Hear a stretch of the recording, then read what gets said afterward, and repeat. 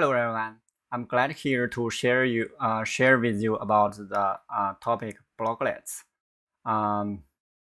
Blocklets are the building blocks of modern decentralized application, and it's the core of our ABT node. Here is the agenda of my talk today. First, we will describe what are blocklets and what are the basic principles of blocklets. And then we will clarify on how to define blocklets. We will walk through the detailed specification on how to define blocklet meta and blocklet documentation. And then we will move on to how to create blocklets. In this section, we will have a step-by-step guide on how to create a new blocklet and get it deployed to our local ABT node. And then we will have a step-by-step guide on how to publish blocklets to the blocklet registry so that users can find your blocklets in the ABT node marketplace. And finally, we will look at the future improvement plans of blocklets. Now let's move on. First, what are blocklets? If you joined our earlier session today, you must be very familiar with this screenshot. This is a screenshot of our ABT node marketplace page. All packages listed here are ready to be installed and running in ABT node. They are called blocklets. Blocklets are a protocol. In the protocol, we define how to what the software packages will be look like if they want to run in ABT node. Blocklets is also a kind of software architecture in which a blocklet solves one problem, and they can be composed to form a very complex service, also very complex business problems. And here are the basic principles around blocklets. The first one and the most important one is the reusable. Each blocklet is designed and developed to solve only one problem, and it should do it very well. And based on that, different blocklets can be composed to build a complex service in a way that Lego blocks work. And compared to traditional application development, blocklets so far blocklets does not have that much difference from traditional applications.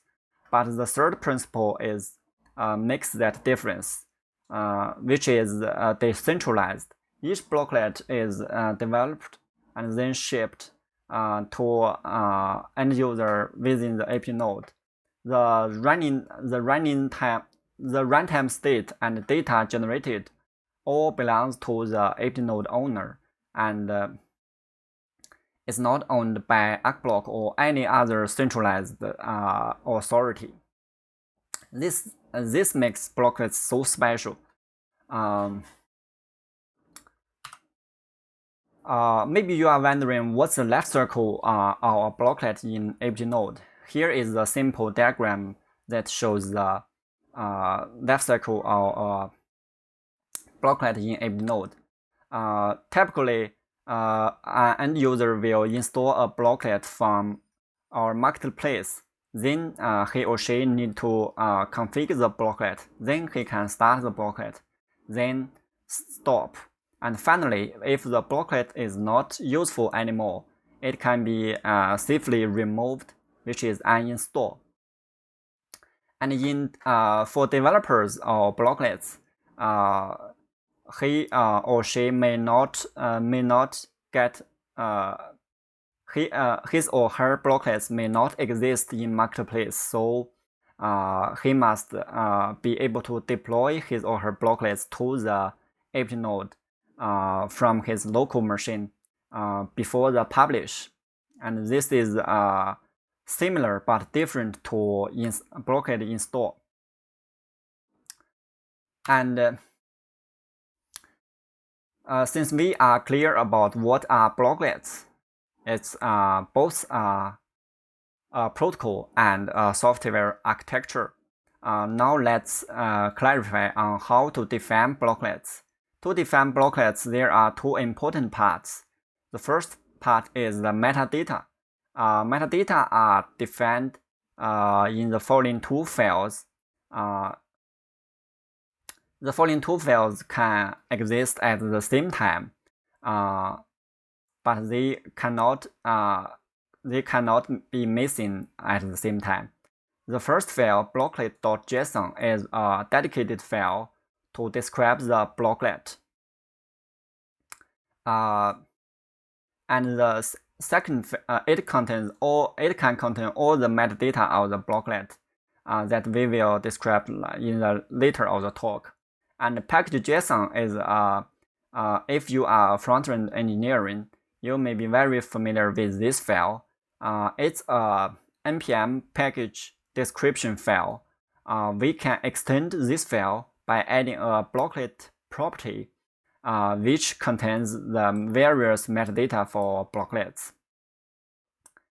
And for the blocklet documentation part, we have a file called blocklet.markdown, which can be used to describe the features and the basic usage instructions of the blocklet. Now let's take at the details of blocklet metadata. The basic metadata includes the following fields. Some of them are required and some are not. And let's look at them one by one. The name and description are very self-explanatory. They are the blocklet name and blocklet description, which helps the end user identify what's the blocklet code and what it can do. And then we have blocklet version. Blocklets are software packages, so they can have different versions with which user can upgrade or downgrade from one version to another version. The fourth property is blocklet group, and this is required. Currently, only DApp group and static group are supported by ABT Node. Later, we will explain the difference between the two. And then we have the provider property, which is who is behind the blocklet, which means, and then have the logo, which points to a file of the blocklet logo. Then we have four URL fields, which are public URL, admin URL, config URL, and doc URL. The public URL, the first three URL should not be empty at the same time. You can treat these URL fields as the interface of the blocklets to the end user. The public URL is the public interface. When the blocklet is running ABT node, it's how the user can use the blocklet. And the admin URL is protected by ABT node, and it can only be accessed by the ABT node administrator or owner.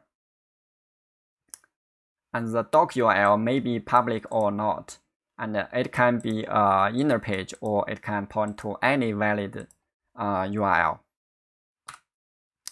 And besides the basic meta fields, we have a few blocklet runtime settings. The first is the main field. The main field is the entry point to start the blocklet if it's a DApp blocklet, or it points to a static folder where ABT node can serve can serve from. Inside the folder are all the static files such as JavaScript, style sheets, CSS style sheets, and images and fonts. The main field is required for all blocklets, and then we have required environments. This is an optional property. It can be either an array or an object. Each item can have these fields that describes the environment required by when starting the blocklet. The environment variable name, description, whether it's required or not, and its default value. Besides the basic meta fields and runtime settings, blocklet specification also contains several other important fields called hooks. The hooks are related to the blocklet lifecycle.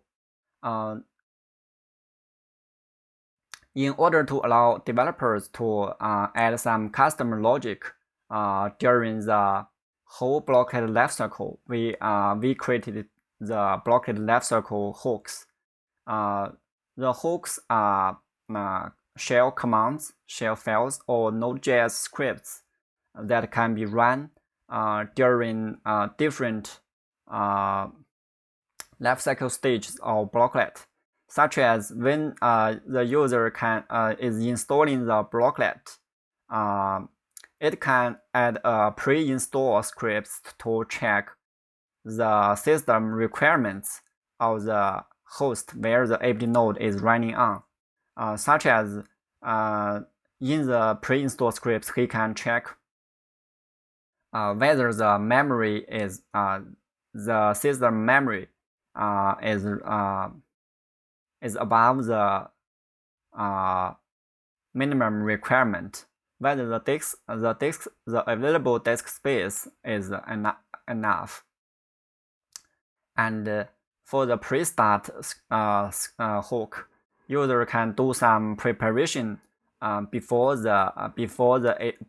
ABT node can actually start the blocklet, such as it can set up the logs and set up the database tables. For the pre-stop hook, user can add some logic to check if we can safely stop the blocklet without breaking other things. And for the uninstall hook, we can do something similar. And after we have worked through the detail of our blocklet definition, we can view a few examples. Here in the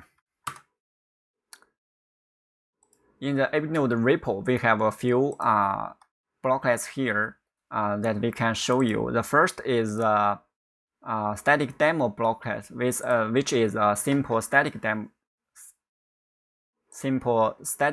blocklet.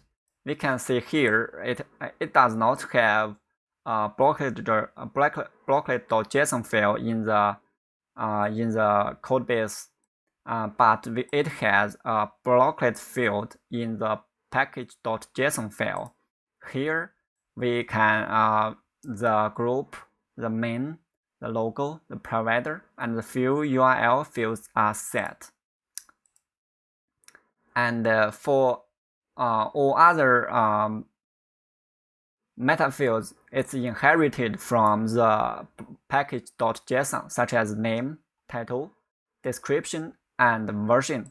And this is very simple and straightforward. And for the kitchen sink blocklet, it contains a lot of features that we just talked about blocklets. First, we can check the package.json file. We also extended this file by adding the blocklet attribute. This blocklet is falls into a dapp blocklet, and the main file is app/index.js. and the URL we are all defined here, and we have several hooks here that users, developers can learn from. We have pre-deploy hook, post-install, pre-stop, pre-install, pre-start hub, and pre-uninstall hooks. And here's another array that holds the hook files, which tells ABT Node bundle to bundle the blocklet. We also had a blocklet.json, which contains the required environments that's used in by the blocklet. And we also have blocklet.markdown, which contains the basic description and usage instructions of the blocklet. And this file, apparently, it should be improved. And now we are clear about what's how the blocklet is defined. Let's move on how a blocklet is represented. From our blocklet registry, we can open blocklet.blocklets.json, and we can check that each blocklet, this is a big array, each item is a blocklet, and it contains the basic meta fields that we talked earlier. And this is how a blocklet is represented in the blocklet registry. And this is how a blocklet is represented in ABT Node marketplace. Each blocklet is a grid item.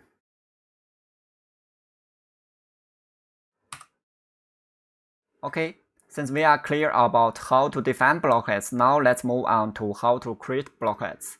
As we discussed earlier, blocklets are almost the same, are very similar to traditional applications. So you can use tools, frameworks, or libraries that you are familiar with to create the blocklet.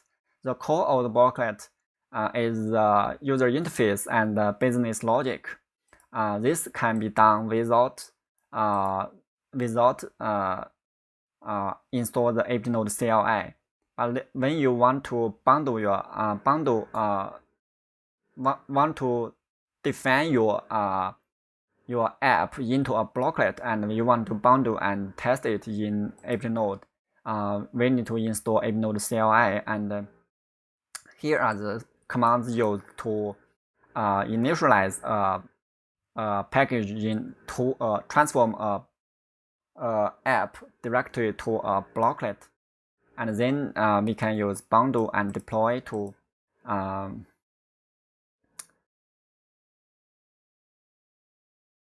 test that blocklet in our local ABT Node. For the blocklet create part, when we run ABT Node blocklet init, we have 3 files generated or updated. And then we can edit those files to contain the required meta fields of the blocklet. And then let's demo how to create a static blocklet and then deploy the blocklet to our local ABT Node.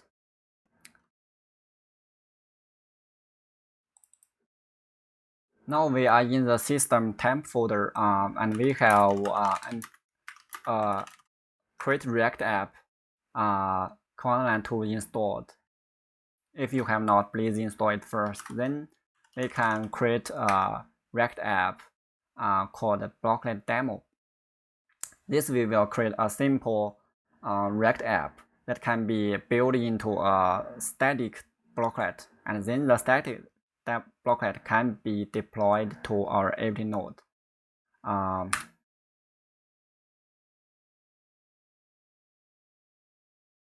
Okay, since we have blocklet demo here, let's remove it first.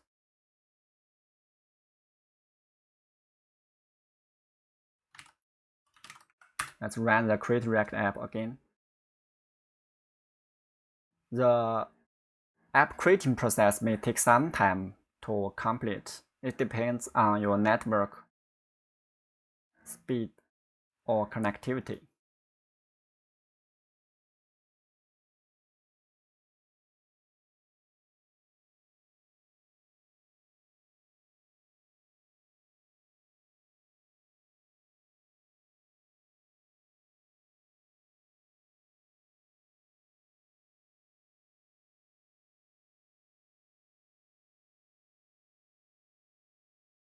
Okay, it's pretty fast. Now let's go to the blocklet demo directory and run yarn start.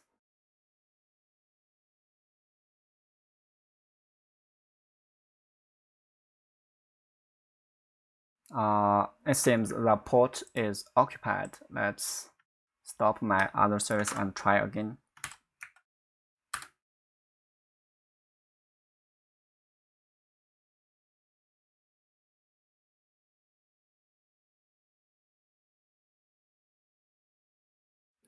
This is a rather simple app. Now let's open another tab in the command line and then open our this code in the VS Code. The first thing we need to do is run ABT Node blocklet init, and we will be asked a few questions. First the blocklet name, then blocklet description, then the type of the blocklet. Let's choose static for now, then a same for the blocklet. Finally, yes. And we can see that the blocklet.json and blocklet.markdown file is created, and the package.json file is updated. Let's check out the package.json file and the blocklet.json file. We can add a provider field here, which we can set it to Devcon, and then we can try to build the blocklet. Let's stop it here. Yum build, so that we have a bunch of static files that can be served by ABT Node.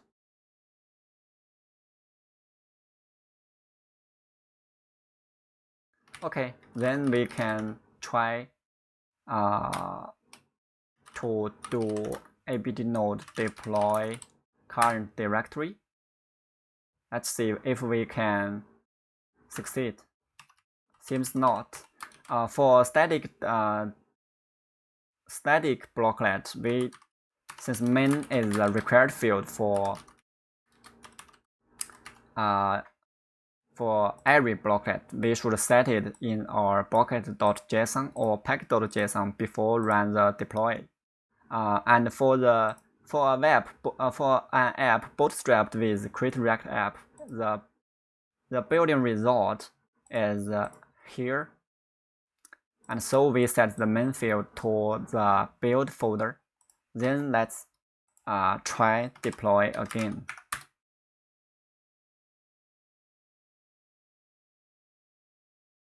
Now seems it's working. Now let's go to the ABT Node dashboard, and we can see that we have a blocklet demo here, and we can start this demo, and it seems the visit here is empty, and this is caused by we did not set any public URL in our blocklet.json. Let's set it to the root path, and let's run deploy again.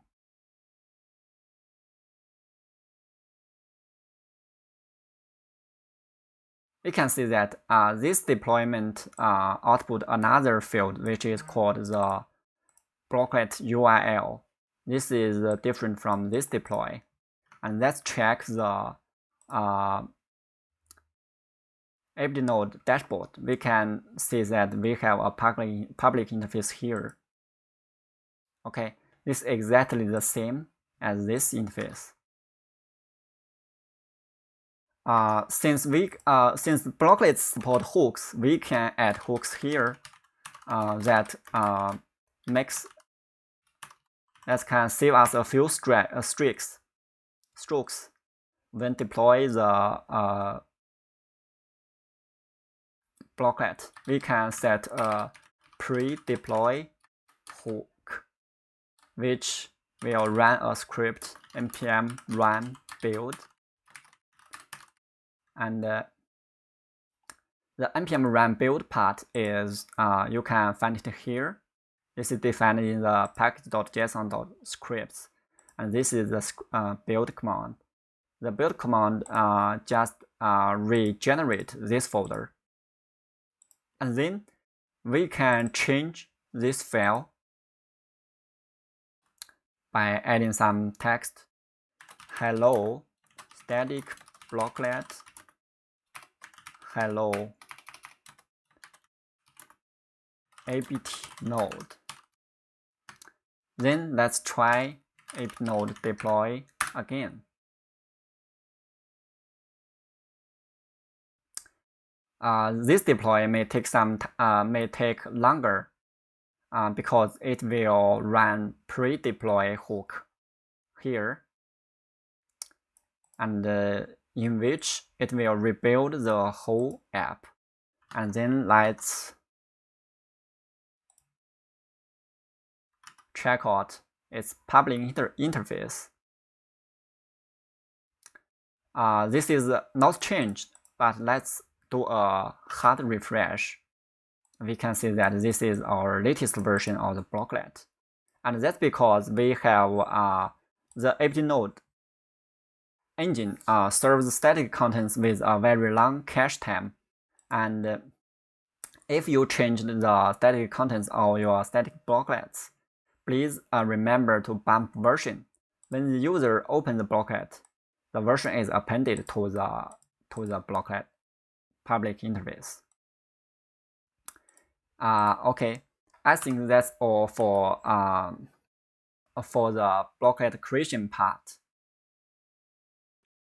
Now let's have a quick walkthrough of what we did just now in the demo. Here is a side note about blocklets. When creating blocklets and deploy them in ABT Node, we can check out it here in the blocklet detail and the configuration part. All blocklets running ABT Node get a lot of system configuration variables, and they fall into three categories. The first is the system configuration, which is the you can also call them global configuration. This is the same for different blocklets in the same ABT Node. And the second section is the blocklet configuration, which is unique to each blocklet and different across different blocklets. And these are generated when a blocklet is installed and start for the first time. And the user configuration are described in blocklet metadata, as we talked earlier. And the user can add or edit or delete them. And what we did not cover in the demo just now is the bundle ABT Node bundle command. Because there are two different types of blocklets supported in ABT Node now. The bundle command is a required command for the dapp blocklet type. By using the bundle command, the dapp, especially the backend part, is bundled as a single file that can be run in ABT Node without install any dependencies. The bundle command requires a main field, just like the static blocklet.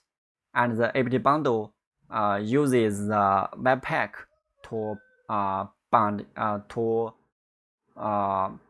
bundle the blocklet internally, and its configuration can also be customized, as we can see here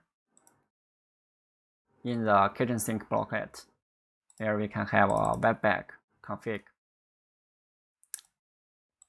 And lifecycle hook files are also bundled if there are any. Okay, here the deploy part we have covered in the demo, and we will not go any details about this. And the last section, maybe you are wondering, how do we publish blocklets in the blocklet registry here, or and then we can get them from the marketplace. Currently, there is no single command to do this. Here are the steps. First, you need to make sure your blocklet can be bundled and deployed to your local ABT node, and you need to also make sure that it can start in local ABT node. Then you should publish your blocklet to npm registry with npm publish. Then please fork our blocklet registry repo here, and update this file registry.yaml, and list your blocklets at the end of the file, and create a pull request for us. Once your pull request gets approved, your blocklet is published, and it should exist in both our registry and in ABT Node marketplace. And here is a caveat when you publish your blocklets, especially the DApp blocklets. You need to set because ABT Node bundle copies all the files defined here to a subdirectory called _blocklet in your project root. So you need to set your publish config to publish files under this directory to the npm registry. Finally, you may be wondering, what are the future plans of blocklets? We have a very long list of improvement plans internally. The issue count has almost hit 100, but here are a few key improvements in the near future. First, we need to support license and copy for blocklets, so that blocklet developers can get paid by contributing to the ecosystem. Secondly, we need to support blocklet dependencies that will make things composable from the developer side, not from the user side. And thirdly, we need a better blocklet framework for developers to get started to create new blocklets. And what's more, we will build more built-in features in ABT Node to empower blocklets to eliminate repetitive work for developers. And there are a lot more improvements on the list. Maybe you can also contribute your idea. And here is the end of my talk today. I can't wait to see your blocklets published to our registry. Thank you.